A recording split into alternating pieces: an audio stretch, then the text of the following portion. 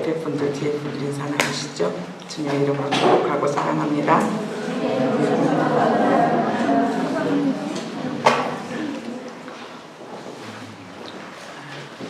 제목이 오직 은혜로 그리고 우리의 삶입니다. 제목을 붙이다 보니까 길어져가지고요. 설교도 길다고 그러는데 또 제목까지 길어가지고 제목을 조금 줄였습니다. 오직 은혜로 그리고 우리의 삶. 원래 제목은 오직 은혜로 주어진 선물 그리고 그 이후에 우리의 삶입니다. 이것을 줄여서 오직 은혜로 그리고 우리의 삶. 이제 올해가 종교개혁 500주년이 되는 해라고 우리가 다 알고 있고요. 이제 3주에 걸쳐서 함께 말씀을 나누었습니다. 오늘은 그 마지막 시간이 되었습니다. 지난주에는 또 21세기 그 한국교회의 여러 가지 것들을 진단하면서 어두운 부분만을 이야기한 것 같아서 마음이 아팠습니다. 왜냐하면 그게 저의 모습이고 또 우리의 모습이기 때문에 또 씨름할 수밖에 없었고 또 그 모습 안에서 또 진정한 그냥 깨달음으로 끝난 게 아니라 더 살아내야 된다는 영적인 부담감도 있었습니다. 그런데 오늘은요, 한국교회가 세계교회의 역사 가운데 끼친 업적도 있습니다. 이것은 우리가 스스로 자아자찬한 게 아니고요. 바깥에서 우리 한국교회를 보면서 너희 한국교회 대단하다. 정말 대단하다. 세계 역사 가운데, 교회의 역사 가운데 대단하다라는 것들을 칭찬하는 내용들이 있어요. 먼저 그것을 먼저 보기로 원하는데요.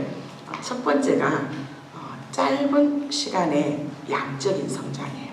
우리 자아자찬한 게 아니고요.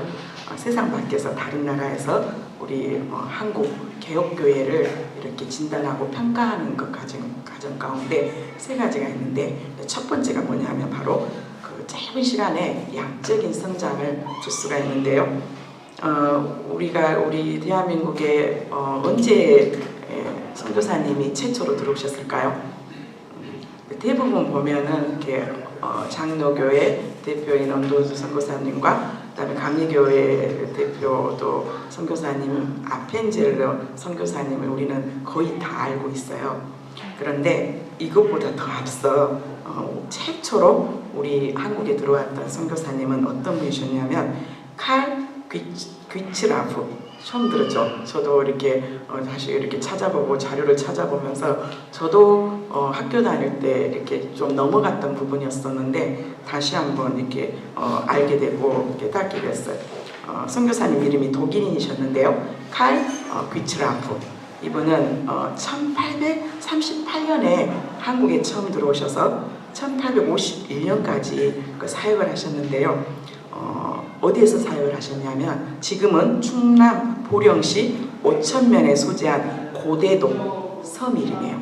고대도에서 사역을 하셨는데요. 이 선교사님은 독일 루터교 소속의 선교사님이셨어요. 목사님이 하셨고요. 그런데 이 칼 귀츠라프 선교사님은 하셨던 많은 업적 중에 우리나라 성경이 한문에서 한글로 번역된 성경이 최초가 마가복음이라고 그랬잖아요. 근데 마가복음에는 주기도문이 내용이 있어요, 없어요? 없어요. 마태복음에 있고 그 다음에 누가복음에 조금 부분적으로 있고 그러는데 이 선교사님은 한문으로 된 주기도문을 최초로 한글로 이렇게 번역을 하셨던 선교사님이라고 합니다. 그리고 하나는 이 선교사님은 우리나라가 그때 너무 못 살 때 이때 1838년이면 우리나라 그 왕이 순조 왕 때였어요. 그러니까 조선 말기 때였죠. 우리나라 못 살았잖아요. 잘 살고 잘 먹고 잘 살 때가 얼마 안 되잖아요. 그런데 이때 선교사님께서 감자를 이렇게 새한 감자를 우리나라에 이렇게 재배하는 방법을 가르쳐 주셨다고 해요. 나중에 선교주일에 조금 더 이제 살펴보기로 하고요. 그 다음에 선교사님이 토마스 선교사님이에요. 이분은 1866년에 이렇게 들어오셨고요. 그리고 우리가 알고 있는 언더우드 선교사님과 아펠젤러 선교사님이 1885년, 또 어떤 기록에는 1884년으로 이렇게 기록이 되어 있어요.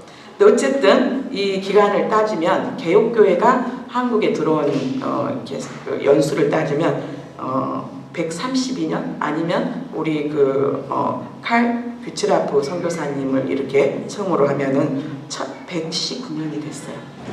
그러니까 179년 짧게 짜주면 132년, 그럼 정확하면 140년도 안 된 기독교 역사 가운데 이렇게 양쪽으로 이렇게 성장하는 교회는 어느 나라에도 없었어요. 비록 그 안에 안타깝지만 알곡도 있고 가라지도 있겠지만 어쨌든 복음이 전해지고 그 복음 안에서 교회로 들어온 하나님의 자녀가 많아졌다라는 것은 이거는 세계 많은 교회에 굉장히 놀랄만한 그런 업적 중에 하나이기도 합니다. 그 다음에 두 번째가 뭐냐면요, 헌신이요. 헌신.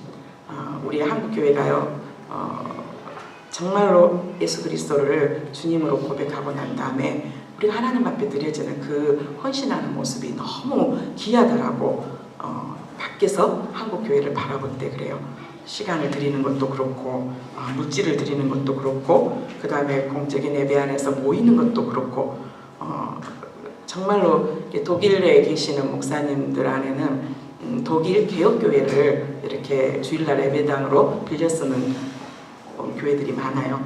근데 이 독일 개혁교회들이 정말 시설이 좋거든요. 시설이 너무 좋아요. 예배당이 있고 그 다음에 교제할 수 있도록 다 식당과 그 다음에 교제실이 다 갖춰져 있고 그러는데 거기를 일주일에 2-3번밖에 안 쓰는 거예요. 근데 우리 한국교회는 거기에 새벽 예배도 드리고 대신 이제 주일 예배는 보통 오후, 빠른 교회는 1시, 조금 늦은 교회는 2시, 3시 정도. 그러니까 개혁교회, 독일 교회들이 예배를 다 드리고 난 다음에 한국 교회들이 이렇게 예배를 드리는 거예요. 근데 그들이 하는 말이 뭐냐면 너희는 뭐 그렇게 자주 모이냐? 너는 뭐 그렇게 수예배도 드리고 금요예배도 드리고 그리고 시간을 드리고 그 다음에 물질에 대한 부분도 그렇고요. 한국 교회가 물질에 대한 헌신 부분도 굉장히 커요. 그리고 세 번째가 뭐냐면 기도의 열정이요. 기도의 열정. 예수님께서 새벽 기도를 처음 하셨지만 그래도 그 새벽 기도가 불이 붙었던 것은 한국 교회가 정말 대단한 은혜 가운데 그 다음에 금요 철야기도 함께 모여서 합심해서 기도하고 함께 통성으로 기도하고 또 여러 가지 기도 제목도 말아요. 회개하면서 기도하고 나라와 민족을 위해서도 기도하고 어쩌면 이 세 가지 짧은 시간의 양적인 성장과 그 다음에 또 우리의 믿음의 선배들과 지금 한국교회에 있는 많은 성도님들의 헌신과 그 다음에 그 기도가 지금 또 이렇게 대한민국을 하나님께서 또 축복받는 나라로 이렇게 세우셨어요. 이게 우리가 스스로 우리가 자아자찬한 게 아니라 밖에서 바라보는 한국교회의 정말 놀라운 업적이에요. 우리도 조금 자부심을 좀 가져셔도 될 것 같아요. 근데 이게 이제 우리가 개혁이라는 게 그러잖아요. 개혁은 잘하고 있는 부분들 안에서는 조금 더 보완해서 더 잘할 수 있도록 하는 것이 개혁이고 또 잘했던 부분을 안에서 우리가 놓치고 또 이게 또 혹시 길을 벗어나서 또 우리가 처음 가졌던 그런 마음들이 다시 돌이키고 다시 바꿔나가자 하는 것들이 개혁이잖아요. 그래서 올해 이제 그 500주년을 맞아서 좀 더 깊이 고민하고 있는데 그러면 어쨌든 우리가 13세기, 14세기에 영국에서부터 시작한 또 보헤미아, 또 지금 체코의 이렇게 야누스 여러 많은 부분들 안에서 종교 개혁을 했지만 그래도 종교 개혁 그러면은 독일을 시점으로 시작을 합니다. 근데 독일 현직 목사님들에게 이렇게 당신들이 생각하는 종교 개혁의 의의가 뭐냐라고 대담하는 것을 제가 지난주에 유심히 봤어요. 그랬는데 그분들이 그 종교 개혁에 대해서 세 가지로 우리가 말하는 모토 있잖아요. 오직 성경, 오직 믿음, 오직 또 은혜, 그 다음에 또 오직 예수 그리스도, 이거는 칼뱅이 또 주장한 건데, 그리고 오직 하나님께 영광, 이 모든 것들의 5가지를 우리가 종교 개혁의 모토라 그러는데 모토 전에 너희들이 독일 한국 목사님께서 사회를 보시고요. 루터교 총회장이셨던 그분이 영어로 사회를 보시고 이제 거기에 계셨던 세 분의 목사님들, 루터교의 신학자, 그 다음에 목사님들을 모시고 대담하는 내용이 있었어요. 그래서 그분들이 종교개혁에 대한 의의를 3가지로 이렇게 이야기를 했더라고요. 이게 이제 모토하고도 겹치는 부분도 있고 그러는데 그 첫 번째가 하나가 뭐냐면 성경의 보급이요. 성경의 복음. 우리가 알다시피 이제 디모데후서 3장 16절부터 17절까지 말씀을 알잖아요. 모든 성경은 하나님의 감동으로 된 것으로 교훈과 책망과 바르게 함과 의로 교육하기 위하니 이는 하나님의 사람으로 온전하게 하며 하나님의 사람으로 온전하게 하며 모든 선한 일을 행할 능력을 갖추게 하려 함이라. 가장 중요한 것은 이 성경 사제와 귀족들만 가지고 있었던 이 성경이 일반 교인들에게 전해졌다는 거예요. 이게 이제 독일의 모든 분야에 다 개혁이 일어났다고 해요.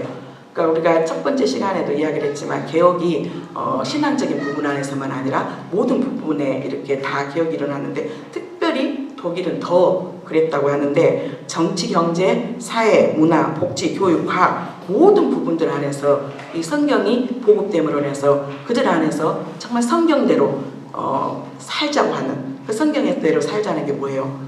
사랑이잖아요. 어떻게 하면 우리가 온 마음과 뜻과 정성을 다해서 하나님을 사랑하고 어떻게 하면 우리가 이웃을 사랑하게 될까? 주님의 마음으로 어떻게 하면 이웃을 사랑하게 될까? 그래서 그들 안에서는 이제 그 말씀 안에서 은혜를 받고 그 말씀 안에서 정말 우리가 하나님께서 기뻐하는 삶을 살아야 되겠다라고 누가 말하지 않았는데도 그들 안에서 자발적인 헌신들이 이루어지게 됐어요.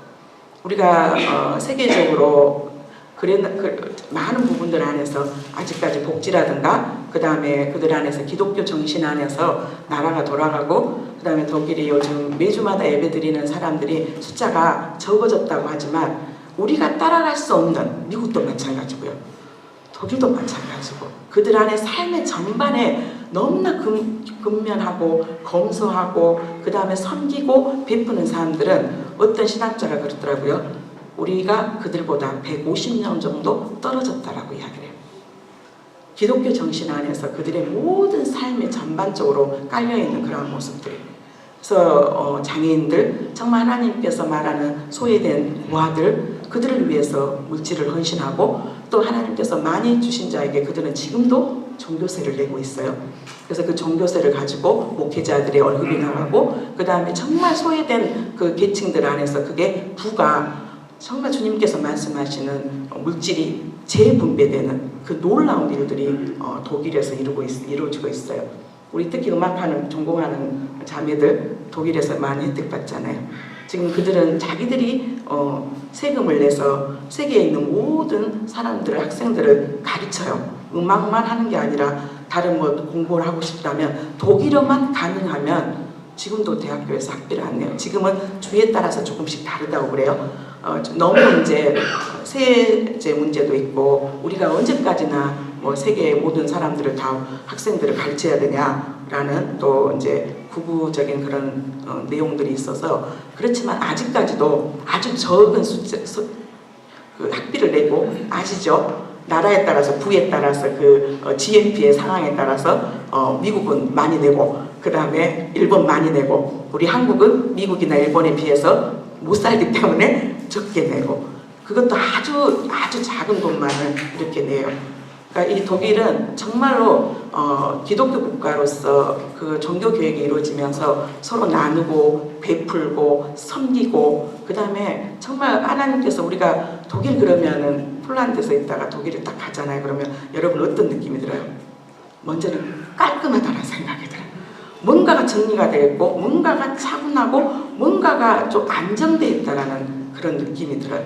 그들의 삶의 전반에 교통질서뿐만 아니라 그들이 살고 있는 결코 화려하고 그 옆에 있는 이탈리아나 그 옆에 있는 프랑스하고는 비교할 수 없을 정도로 그들만이 가지고 있는 어떤 저력이요. 그 저력이 바로 뭐냐면 종교 개혁을 통해서 각각의 모든 부분들이 다 변화되고 개혁되고 그래서 누구도 흉내낼 수 없는 안타깝지만 150년이나 우리가 떨어졌다고 하니까 그래서 우리나라는 아직까지 그런 복지를 하면은 안 된다라고 그렇게 이야기를 하잖아요. 그래서 그게 어떤 것 때문에 그랬냐면 성경이요. 성경을 통해서 그들이 정말 하나님의 사랑으로 온전하고 성경의 내용이 사랑. 그래서 그들은 이론만 끝난 게 아니라 실제적으로 그 사랑을 실천하는 삶을 그대로 살았다는 거예요. 그 다음에 두 번째가 믿음으로 말미암은 구원을 얻게 한다라는 거. 우리가 지난번 다 살펴봤잖아요. 로마서 1장 16절부터 17절. 내가 복음을 부끄러워하지 아니하노니 이 복음은 모든 믿는 자에게 구원을 주시는 하나님의 능력이 됨이라. 먼저는 유대인에게요 그리고 헬라인에게다. 복음에는 하나님의 의가 나타나서 믿음으로 믿음에 이르게 하나니 기록된 바 오직 의인은 믿음으로 말미암아 살리라 한 것 같으니라. 복음에는 차별이 없어요. 가난한 자나 높은 자나 많이 배운 자나 배우지 못한 자나 신분이나 흑인종이나 황인종이나 백인종이나 여자나 남자나 종이나 자유한 자나 가난한 자나 부유한 자나 이 모든 것들 안에서 하나님의 사랑과 공의 안에서 믿음, 예수 그리스도를 믿는 믿음만 있으면 하나님의 자녀가 되는 놀라운 은혜를 허락하셨어요. 생각해 보세요. 여러분 중세시대 때 태어났으면 여러분 부자로 태어났을까요? 지주의 자녀였을까요? 아니면 어떻게 됐을까요? 그들 안에서 면죄부를 사고 팔 때 그 면죄부까지도 살 수 없었던 그 빈민층들의 그 마음이 얼마나 마음이 아팠을까요? 그 생각 안 해보셨어요? 정말 내가 헌금을 하는 순간 은하와 금화가 땡그랑 떨어지는 순간 정말 돌아가셨던 우리 아버지가 연옥에서 천국으로 옮겨간다는데 옆에 집은 그렇게 해서 금화 은하 다 내고 면죄부 사는데 나는 가난해서 그 면죄부도 살 수 없었던 그들 삶 가운데서 얼마나 비참함이 있었겠어요.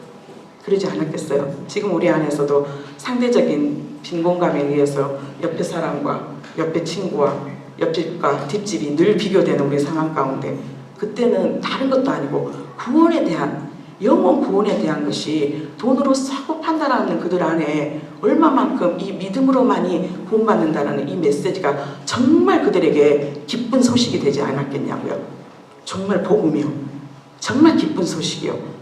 정말 이 복음에는 차별이 없고 그 누구도 성별도 차별도 없고 빈부의 차이도 차별이 없고 많이 배우든 적게 배우든 상관없이 예수 그리스도를 믿는 믿음만으로 하나님의 자녀가 되는 그 놀라운 축복 그리고 그걸로 끝난 게 아니라 하나님의 모든 약속을 우리를 통해서 성취하신다고 그러고 예수 그리스도 안에서 우리에게 주시는 그 모든 상속권을 우리에게 주신다라고 하는 그 놀라운 복음이요.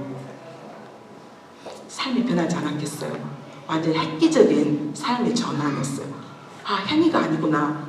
면죄부를 사야지만이 죄가 없어진 게 아니라 정말 우리가 예수 그리스도가 어떤 분이고 나를 위해서 어떻게 십자가에서 그 사랑을 보여주셨고 또 어떻게 부활하셔서 그분이 바로 하나님의 아들이시다라는 거 그분만이 나의 구원자가 되시다라는 것이 그들에게서 얼마나 큰 감격이 되었겠냐고요. 여러분에게도 감격이 되십니까? 정말 이 믿음의 조건이 아무것도 필요하지 않고 예수 그리스도만 믿기만 하면 된다. 예수 그리스도를 믿기만 하면 된다. 그 놀라운 복음. 그리고 바로 세 번째가 하나님께서 주셨던 놀라운 축복 만인 제사장이에요. 만인 제사장. 이게 우리가 지난주에도 잠깐 살펴봤는데 오늘 조금 더 보려고 조금 묶어놨어요. 만인 제사장. 베드로전서 2장 8절부터 9절 말씀. 한번 같이 읽어볼까요? 또한 부딪히는 돌과 걸려 넘어지게 하는 바위가 되었다 하느니라. 그들은 말씀을 순종하지 아니함으로 넘어지나니 이는 그들을 이렇게 정하신 것이다. 그러나 너희는 택하신 족속이요 왕같은 제사장들이요 거룩한 나라요 그의 소유된 백성이니 이는 너희를 어두운 데서 불러내어 그의 기이한 빛에 들어가게 하시니에 아름다운 덕을 선전하게 하려 하심이라. 하나님께서 우리에게 유일하게 구원의 길을 열어주셨는데 그 구원의 길은 바로 길이 되고 진리가 되고 생명이 되신 예수 그리스도를 믿는 믿음으로만이 가능하다라고 하나님께서 말씀을 통해서 저희들에게 약속해 주셨어요. 그것만이 복음이라고 그랬는데 여기에 8절에 있는 부분 안에서 놀랍게 그 복음이 선포되었을 때 그 복음이 전해질 때 어떤 사람은 그것을 듣고 내 마음으로 믿고 입으로 시인하는 사람이 있고 어떻게 믿음으로 구원을 받으라고 거절하고 거부하는 사람들이 있어요. 그들이 바로 부딪히는 돌과 걸려 넘어지게 하는 바위가 되었더라고요. 그러니까 우리가 그 믿음의 기쁜 소식이 복음이 들려졌을 때 그것을 믿고 안 믿고는 놀랍게 성경은 뭐라고 그랬냐면 그 믿음은 너희께 아니라 그 믿음 또한 주님의 것이고 그것 또한 우리에게 창세전부터 그리스도 예수 안에서 예정된 자들이 그것을 받는다라고 말씀하셨어요. 그러니까 그렇게 믿고 마음으로 고백할 수 있다는 것도 놀라운 하나님의 은혜예요. 근데 그것을 정말로 순종하면, 말씀을 순종하면 우리가 넘어지지 아니하는데, 그 말씀을 믿지 않고 여전히 예수 그리스도가 나는 그 예수를 나의 주 나의 하나님으로 고백할 수 없다라고 말하는 사람들이 아직도 세상에 너무 많잖아요. 그런데 이 말씀을 믿고 고백하는 자에게 놀라운 축복을 약속했는데, 그게 뭐냐면 택하신 족속이요, 왕같은 제사장이요, 거룩한 나라예요. 이게 우리에게 주시는 신분의 변화예요. 특별한 누구만이 아니라, 사제만이 아니라 우리 모두가 바로 택하신 족속이에요. 구별된 하나님의 자녀라는 거예요. 뭘 통해서? 믿음을 통해서 구별된 하나님의 자녀예요. 그리고 우리를 하나님께서 세상에서 구별해서 너희가 바로 나의 거룩한 무리이다 라고 불려주시는 이름이 바로 뭐냐면 성도예요. 이 성도라는 이름이 얼마나 귀하고 값진지 몰라요. 우리는 그러죠. 목사님이 아니고 장로님이 아니고 권사님이 아니고 집사님이 아니고 이제 직분이 없으면 우리가 누구누구 성도님 그러죠. 예. 그런데 이 성도는 직분이 없어서 붙여진 이름보다 목사도 성도, 장로도 성도, 권사도 성도, 집사도 성도. 이 성도라는 것은 세상의 어둠 가운데 있는 자들을 너는 내 것이야, 너는 내 것이야 라고 뭐라고요? 택하신 족속, 너는 내 자녀야 라고 특별히 구별해서 불려진 우리가 바로 성도고, 바로 다른 표현으로 하면은 교회예요. 이게 우리의 정체성이에요. 비록 우리가 세상에서 섞여서 살지만 주님은 우리에게 뭐라고 말했냐면 너희는 세상과 구별된 내 자녀야. 너는 정말 나의 존귀하고 보배로운 나의 자녀야 라고 이렇게 말씀해 주셨어요. 이게 우리 안의 정체성이거든요. 이 정체성 안에서 우리가 고백되었을 때 우리 자녀들을 하나님께서 맡겨준 우리 자녀들, 그 다음에 성도님들을 바라볼 때도 당신은 정말 존귀하고 보배로운 하나님의 자녀입니다라고 서로를 축복하고 서로를 위로하고 서로를 세워줄 수가 있어요. 구별됐어요. 그리고 뭐라고 그걸로 끝난 게 아니라 이제 너희는 왕같은 제사장이야. 구약에서는 특별한 존재 다윗의 후손들, 다윗, 우리가 왕 그러면 다윗이 대표적으로 떠오르잖아요. 제사장도 창세기에 엘리멜렉의 제사장이 있었지만 율법으로 세워졌던 아론. 그런데 우리에게는 이제는 다윗과 같은 예수 그리스도, 만왕의 왕이신 예수 그리스도 안에 너희도 똑같이 상속자야. 너희도 왕이야. 그리고 너희는 바로 제사장이야 라고 말씀하세요. 다른 말로 하면 너희는 나에게 직접 나를 경배하고 나에게 나올 수 있는 예배자야 라는 뜻이에요. 우리 오늘 마지막 찬송에 예배자 찬양을 불렀잖아요. 하나님이 찾는 참된 예배자예요. 이거 안에서 우리 안에서 굉장히 긍지와 자부심이 있어야 되는데, 정말 이 말씀 안에서 나는 정말 택하신 족속이야. 예수가 없는 유대인들은 이걸 알았어요. 구약에서부터. 뭘 통해서? 할례와 율법을 통해서. 예수가 없는 그들은 이 할례와 율법이 다 예수 그리스도 안에서 완성될 것임에도 불구하고 그들은 반쪽밖에도 모르는데 그들은 알았어요. 우리는 다른 어떤 민족하고도 달라. 생각부터가 달랐고 삶부터가 달랐어요. 그래서 우리가 정말 인정하고 싶지 않고, 그렇지만 세상은 지식적인 거나 학문적인 거라든가 모든 돈들이 다 유대인들에게 있어요. 왜? 그들은 그렇게 고백했거든요. 자녀들에게도 너희는 달라. 우리는 달라. 다른 민족하고 달라. 너는 달라. 우리는 유대인이야. 그래서 남자아이들이 늘 화장실을 가면서 소변을 볼 때마다 그래 우리는 다른 민족이야. 나이는 너희들하고 달라. 생각부터가 다르게 어릴 때부터 그들은 교육받고 자랐어요. 세상의 어떤 문화 안에서가 아니라 오직 토라, 모세오경, 창세기, 출애굽기, 레위기, 민수기, 우리는 그것보다 더 풍성한 말씀 66권이 있는데도 불구하고, 그러니까 어떻게 보면 우리가 훨씬 더 가능성이 많다라는 거예요. 뭔만 바꾸면 우리의 마음에 이 말씀 안에서 약속하신 내가 택하신 족속이요 왕같은 제사장이라고 했는데, 그들은 구약의 반쪽만을 믿고 있는데도 이미 알아버렸어요. 우리는 이미 예수 그리스도 안에서 이 모든 것들을 다 선물로 주셨고 우리는 더 많은 것들을 누릴 수가 있는데, 문제는 이 말씀이 내 안에서 고백되지 않는다는 거예요. 택하신 족속이고 왕같은 제사장이고 거룩한 나라예요. 하나님 예수 그리스도를 믿는 우리가 가는 그곳이 내가 나라고, 그리고 내가 가는 그곳 가정, 그리고 내가 가는 일터, 내가 가는 학교, 내가 다니고 있는 공동체를 이루고 있는 이 교회, 이곳이 바로 하나님의 나라가 이루어지는 거예요. 왜요? 이 모든 일들을 하기 위해서 주님은 직접 생명을 바쳐서 어두운 데서 우리를 불러냈어요. 그리고 그 놀라운 세상들이 알지 못하는 성경에서 비밀이라고 말하는 그 예수 그리스도 안에 있는 이 모든 보화와 모든 지식과 모든 것을 주시기 위해서 그 빛 대신 기이한 빛에 들어가기 위해서 이 땅에 오셨고, 그분이 우리의 주가 되셨어요. 사단은요, 이것을 우리에게 믿지도 못하게 하고 희미하게 하고 고백하지 못하게 해요. 그리고 우리가 해야 될 역할이 있어요. 일이 있는데 그게 바로 뭐냐면 아름다운 덕을 선포하는 거예요. 개역 성경은 선전한다라고 나와 있어요. 선전한다, 선포한다, 선전한다. 여러분, 우리는 예배자 찬양을 부르고 또 찬양을 이렇게 흥겨운 찬양이 나면 막 춤추고 싶어요. 조금 더 흥이 있는 사람들은 일어나서 박수 치고 싶고, 조금 몸이 그렇다. 그래서 젊은이들과 하는 뭐 코스타라든가 그런 수련회 가게 되면 청년들 정말 열정적으로 찬양하잖아요. 그럼 덩달아 같이 집사님들, 목사님들도 같이 덩달아서 뛰면서 찬양하면서 막 하나님 앞에 마음껏, 정말 이 마음껏 드려지는 그 찬양 안에서 정말로 마음이 우리 안에서 성령이 충만한 게 느껴져요. 그런데요, 우리가 하나님 앞에 찬양하는 그런 찬양의 예배자도 굉장히 중요한데, 하나님을 춤추게 하는 예배자, 그 생각 안 해보셨어요?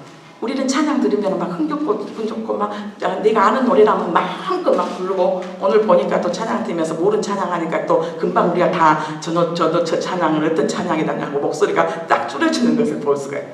내가 아는 찬양은 막 때로는 막 흥겨운 박수도 치고 막 그러잖아요. 우리가 정말 기뻐서 찬양하는 것도 하나님 기뻐하세요.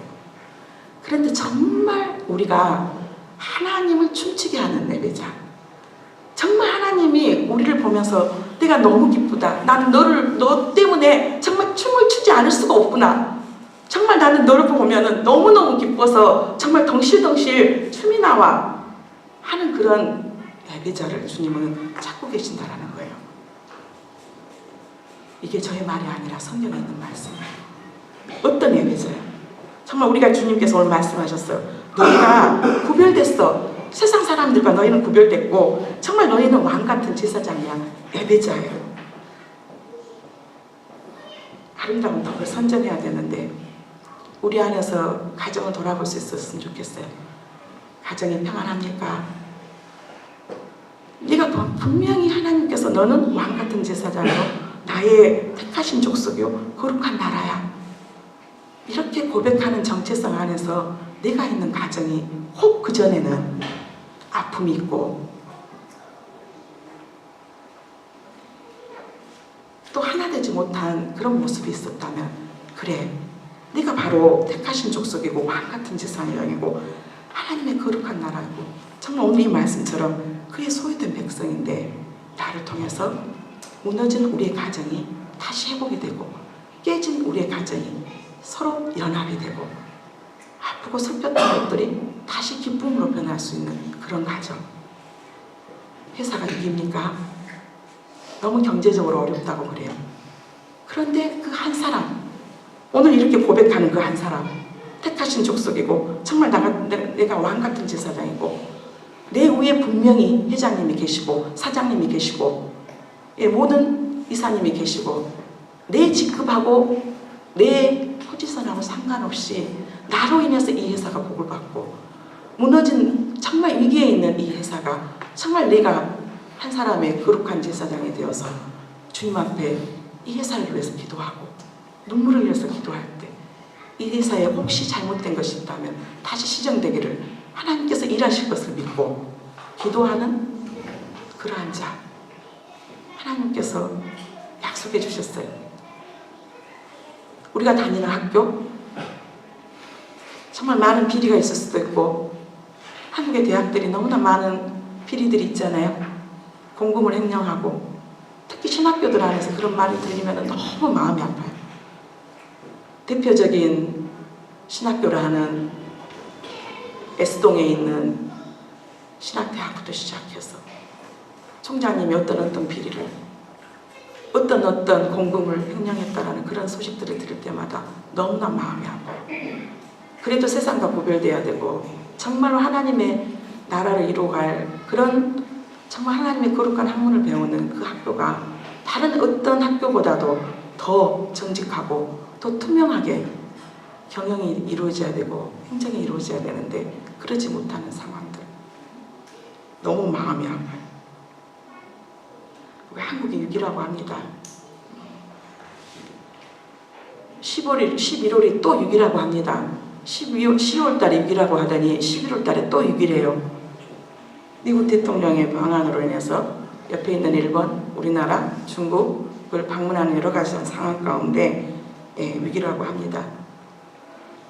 전쟁에 대한 두려움 가운데 있어서도 안 되겠지만 전쟁에 대한 무감각 가운데서도 있지 않아야 되겠습니다. 우리는 성경의 이스라엘 역사를 통해서도 배워야 합니다. 왜요? 하나님의 영적인 원리는 같으니까요. 어쩜 이스라엘은 쓰임받는 나라이기 때문에 더 많은 고난이 있을 수 있습니다. 왜? 그 나라부터 구원이 시작됐고 다시 예수 그리스도가 오실 땅이기 때문에 그렇습니다. 왜 하나님께서 이렇게 고난을 허락하실까요?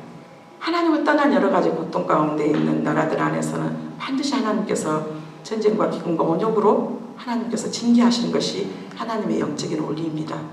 이건 나라만 그런 게 아니라 가정과 회사와 일터도 똑같습니다. 전쟁이요.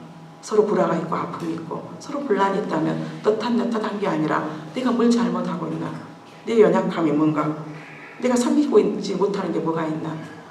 내 안에서 하나님보다 더 우선순위에 있었던 게 뭐가 있었나? 가정보다 내가 더 마음을 쏟아버렸던 것이 뭐가 있나라고. 이건 모든 가정이나 학교나 일터나 나라나 동일하게 적용이 됩니다. 하나님 우리를 통해서 하나님 나라가 이루어지기를 원해요. 그런데 그러기 위해서 먼저 깨끗한 그릇으로 준비가 돼야 됩니다. 그래서 더 다른 사람보다 예수를 안 믿는 사람보다 우리 집에 우리 학교에 더 어려운 고난이 있을 수 있습니다. 왜냐고요? 다시 회복할 수 있는 기회를 주시기 위해서요. 근데 우리 하나님은 약속했어요. 예레미야 5장 1절 말씀입니다. 예레미야 5장 1절 같이 읽겠습니다. 너희는 예루살렘을 돌고 빨리 다니며 그 넓은 거리에서 찾아보고 알라. 너희가 만일 정의를 행하며 진리를 구하는 자를 한 사람이라도 찾으면 내가 이 성읍을 용서하리라. 예루살렘 거리를 다녀보래요. 서울의 거리를 다녀보고 바르샤바 거리를 다녀보고 또 우리가 다니고 있는 학교를 다녀보고 내가 몸담고 있는 회사 안에서 다녀보래요. 살펴보래요. 만일 정의를 구하고 진리를 구하는 한 사람, 이 정의와 진리는 예수 그리스도의 성품이에요. 정말 거룩하고 오늘 아까 말했던 택하신 족속의 왕같은 제사장으로서 하나님의 나라가 이루어지기를 원하고 기뻐하는 자 안에서 말씀으로 살고자 하고 그 말씀을 아는 것으로만 끝나지 않고 그 말씀을 지켜 행하려고 몸부림치는 그 한 사람, 그 정의를 행하며 진리를 구하는 한 사람만 있어도 하나님은 이 성을 용서하신다고 말씀하셨어요.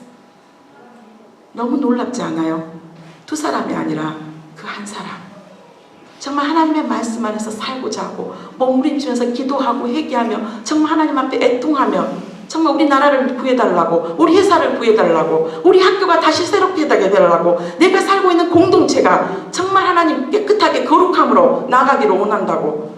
세상 사람들이 어떻게 살든, 세상 속의 가치관과 세계 가운데 어떻게 살든, 요즘 청년들이 어떤 모습으로 살든 나는 정말 하나님의 말씀 안에서 정말 그 진리를 지키고 그 정의를 지키면서 살겠다라고, 왕따를 당해도 좋다고, 주님 안에서 인정받으면 된다고 하면서 몸부림치는 그 한 사람만 있다면 하나님께서는 그 나라까지도 그 성까지도 멸망시키지 않겠다라고 약속해 주셨어요. 약속해 주셨어요. 여러분 그 한 사람 되고 싶지 않으세요? 그 한 사람 되고 싶지 않으세요? 나로 인해서 가정이 회복이 되고, 나로 인해서 일터가 회복이 되고, 나로 인해서 학교가 회복이 되고, 내가 살고 있는 기숙사가 회복이 되고, 더 나아가서 내 나라가 구원받을 수만 있다면 이거는 특별한 누구만의 이야기 아니라 너희라고 말하고 있어요. 너희. 내가 곧 왕같은 제사장입니다. 내가 곧 예배자입니다 라고 고백하는 그 한 사람. 한국 사람들은 참으로 이벤트를 좋아합니다. 그렇죠? 생일이 되면 달력에 표시를 해놓고 프로포즈 하는데도 또 이벤트가 필요합니다. 각종 기념일 안에 니하고 나하고 만난 지 100일 되는 날이야. 니하고 나하고 만난 지 1000일이 되는 날이야 하면서 이거 해줘 저거 해줘. 우리 결혼한 지 기념일 몇 년 됐어. 이거 해줘 저거 해줘. 참 우리나라는 너무너무 이벤트를 좋아하는 것 같아요. 그래서 이벤트 사업이 굉장히 번창했어요. 그런데 이 종교개혁이 이벤트성 일호형으로 끝날까봐 마음이 아픕니다. 제가 그 대담을 하면서 봤더니 독일에서는 10년을 준비했대요. 500년 종교개혁 500년을 맞이하면서 10년을 준비해서 다시 한번 우리가 돌아보고 또 사회 각 분야, 정치의 모든 분야 많은 부분들 안에서 또 다시 토론을 하고 또 다시 그러면 앞으로 나아가야 될 방향이 무엇일 것인가 구체적으로 이야기를 하고 또 그것이 반영이 되고 실행이 되고 또 다시 평가를 하고 그런 시스템 안에서 10년을 준비했다라고 말씀한 걸 들었어요. 이 종교개혁의 500주년을 맞이하면서 이번 주 3번 설교 끝나고 끝이 아니라 매일매일 삶 가운데 저부터 개혁되어야 될 것입니다. 10대 때 그 메시지를 들었다면 더 감사할 일이고 20대, 30대, 100세 시대에 우리가 산다고 그래요. 그렇지만 우리는 언젠가 주님을 만납니다. 그런데 가장 안타까운 게 나이가 들면 들수록 신앙생활을 오래 하면 할수록 굳어지고 타협되어진다는 거예요. 그러지 않았으면 좋겠습니다. 지금 50대의 모습 안에 60대의 모습을 보면 정말 주님을 더 닮아 있었으면 좋겠습니다. 주님의 말씀 안에서 더 온유함으로 나갈 수 있었으면 좋겠습니다. 자녀들이 저에게 깊박한 할머니라고 노인네가 됐다라고 강팍한 노인네가 됐다라고 말하지 않았으면 좋겠습니다. 우리 어머님은 시간이 흐르면 흐를수록 예수님을 더 닮아간다고 에베소서 말씀하신 것처럼 예수 그리스도의 장성한 분량이 충만한 데까지 이른다고 골로새서 말씀하신 것처럼 우리가 예수를 전하는 이유는 모든 지혜로 각 사람의 가르침을 각 사람은 그리스도 안에서 완전한 자로 세우기 위함이라고. 언젠가 우리는 주님을 뵙습니다. 그렇죠? 가장 주님과 닮은 모습 가운데 주님을 뵐 수 있었으면 좋겠습니다. 이제 종교개혁 500주년의 메시지는 오늘로 끝날 것입니다. 그렇지만 우리의 삶의 변화는 오늘도 내일도 계속 되기를 주님의 이름으로 축복합니다.